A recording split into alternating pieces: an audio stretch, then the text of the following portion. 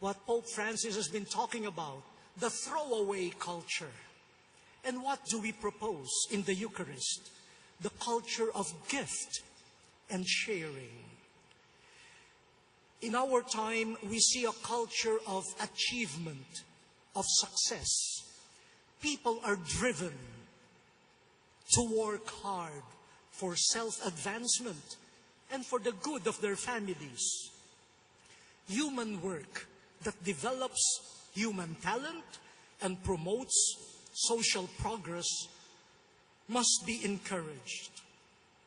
The sad reality, however, is that human achievement is often fueled by materialism.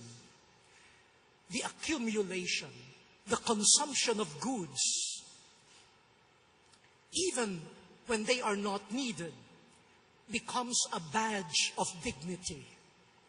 Competitiveness, inequality, and affliction emanate from this culture. Buying for the sake of having leads to throwing away. And we throw away goods that the poor should benefit from, but could not afford to buy.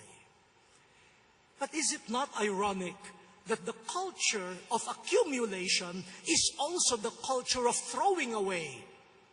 Who has something to throw away? Only those who have accumulated. And they have accumulated what they do not need.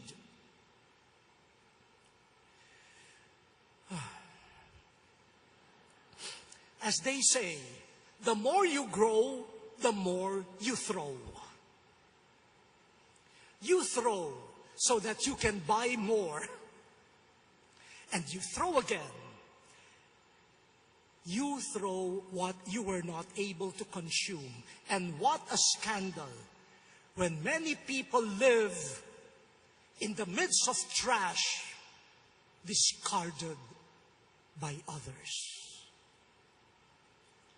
And may I appeal to you, dear brothers and sisters, when you send relief goods to victims of natural calamities, please do not send what you have thrown away.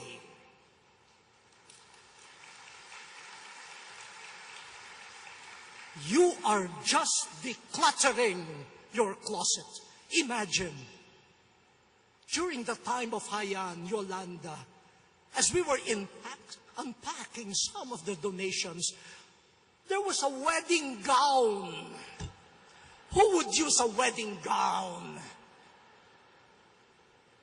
They were just throwing away unused clothing to the poor. In a culture of achievement for profit, a good life and success, we lose the sense of having been graced, having been gifted, having been blessed. Everything is my achievement. And because I have achieved this, I can dispose of it as I will. But you do not dispose and throw away a gift. If we are simple, if we live by restraint, we could go against the throwaway culture. But let us begin now. Husbands who are here, are you tempted to throw away your wife like a home appliance? She is a gift. Don't throw her away. Wives, are you about to throw away your husbands like junk?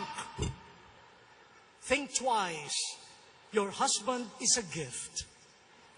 Parents, do you see in your son or daughter that gives you some difficulties a thing to be thrown away?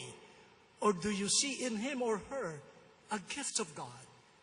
Mothers, do you consider the baby in your womb a burden or a problem to be thrown away, or a gift of life? Teachers, will you throw away slow learners among your students?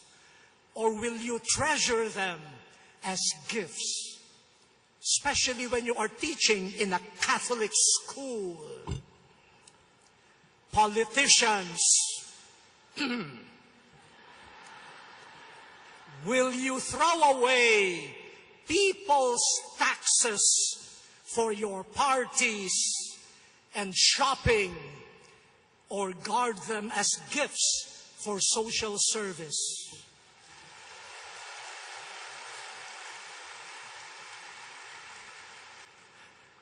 The Eucharist responds to the throwaway culture with the culture of gift. You never throw away important gifts, bread and wine, gifts of God, gifts of the earth, gifts of human hands will become the gift of Jesus' presence, a gift of presence. But mind you, the Bible is filled with people who were thrown away. Joseph, thrown away and sold by his brothers. David, threatened to be thrown away by King Saul. Elizabeth, the mother of John the Baptist, thrown away into hiding during her pregnancy.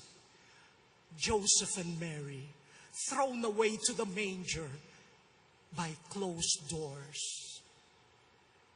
Jesus, thrown away by the jealousy and fear of power-hungry politicians, thrown away by self-righteous religious leaders, and finally thrown away by the betrayal and denial of friends.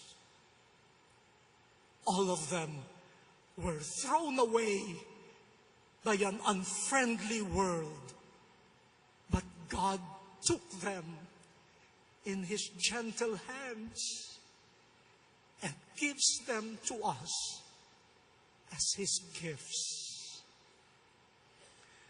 On the night Jesus was betrayed, on the night when all forces were conspiring to throw Him away, He gave Himself as a gift of love.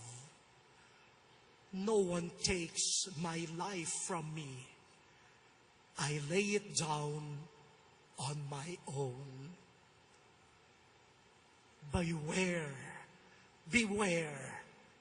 What you throw away will return as God's gift to us.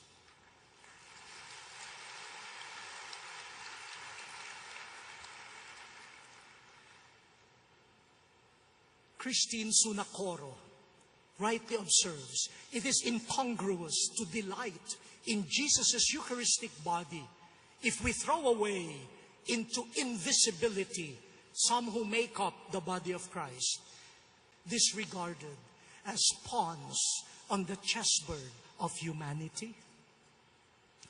Let me close by returning to the refugee camp in Idomeni. Before leaving the camp, I went back to the Caritas desk to thank the volunteers. But then I saw a new set of volunteers, a very small group, a young couple with a baby, a family. I asked them where they came from. They said, "We are from Australia,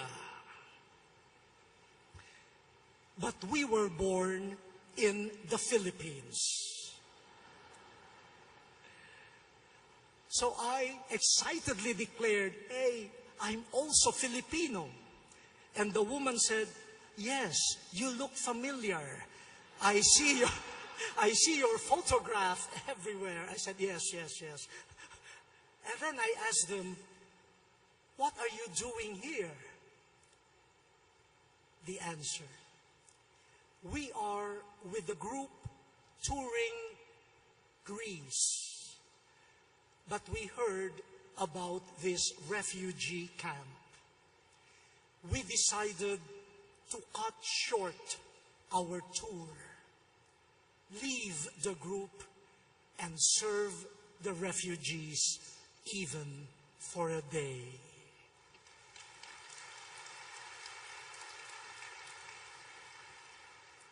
That couple with a child is a wonderful gift. I believe that for every piece of bread, every bottle of water, for every smile they gave, the refugees would not feel like trash, thrown away as rubbish on the rough seas and lands, but as gifts to be treasured. Let us behold Jesus in the Eucharist. Let us allow Him to form in us a community of neighbors, brothers and sisters. No more barriers, only bridges. Let us allow Him to open our eyes to see in creation, in persons, in the poor, the discarded, but truly gift of God. No one thrown away, only gifts to be treasured. This culture of communion and gift shared will make a Eucharistic community a real, a credible presence of Christ in the cultures of the world and provide the world a reason to hope. Christ in us, our hope of glory. Thank you very much.